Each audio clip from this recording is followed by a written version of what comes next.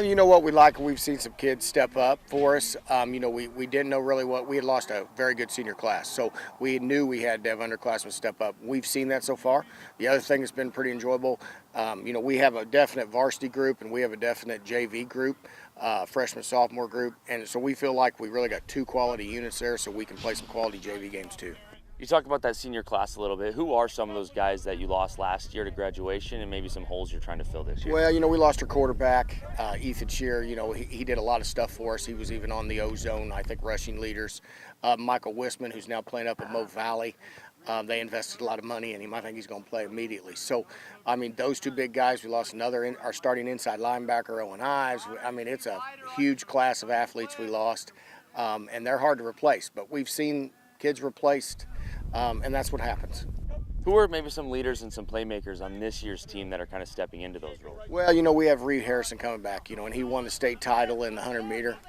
He's been a 3-year starter prior, so a lot will be on his shoulders. Grady Strath, another running back for us, has played since he was a freshman. He's coming back. Cody Howerton, an offensive lineman, Peyton Webb, an offensive lineman. Both those guys have been with us the whole time. We just see them get better. We had a few guys come out this year that did not play last year, and Gentry Diekman, he'll be our quarterback. He's a big 6'5", all-state basketball player. He's doing a good job for us. Matthew Bright, big tight end, come back out. He's 6'3". These are quality kids. They play basketball for me as well, and they just wanted to finish their senior year with some football, and we're excited to have them. Last couple weeks here before week one, it's hard to believe it's already here.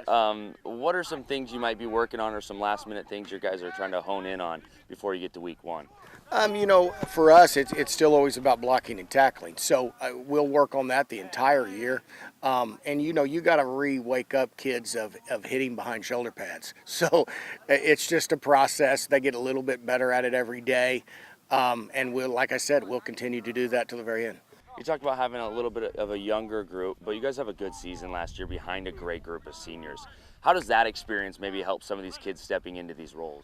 I think in the past it probably helped more in football. I think kids are easily disconnected anymore with football. It's hard, it's a lot of work, it's a lot of time. So you would think tradition and things would carry over. I don't know if that's the case anymore.